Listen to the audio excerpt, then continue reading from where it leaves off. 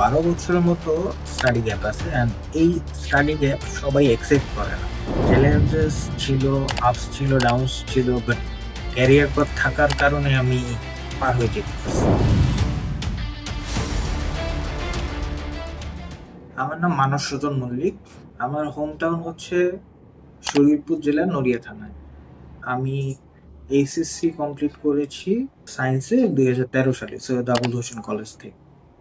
আমি এখন ফিনল্যান্ডের এক্সএমকে তে bachelor of engineering A chance পেয়েছি। সাবজেক্ট হচ্ছে সাপ্লাই চেইন ম্যানেজমেন্ট।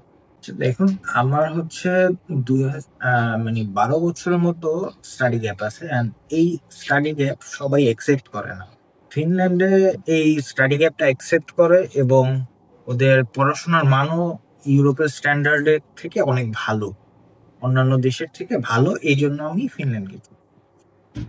ক্যারিয়ার পাথের নামটা আমি লোকমুখে শুনেছি, তারপরে আমার বন্ধু যখন আমাকে বলল যে আমি ক্যারিয়ার পাথে আসছি, সো আমি বন্ধুর মাধ্যমে এই নামটা শুনতে পারছি।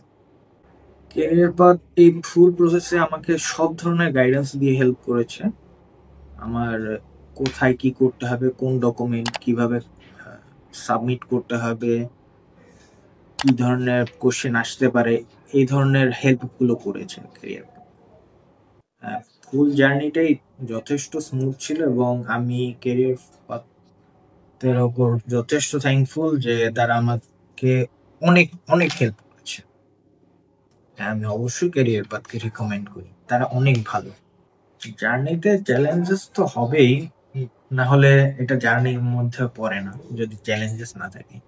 চ্যালেঞ্জেস ছিল, আপস ছিল, ডাউনস ছিল, বাট ক্যারিয়ার পাথ থাকার কারণে আমি যতই টাফ সিচুয়েশনে ছিলাম না কেন পার হয়ে যেতে পারছি।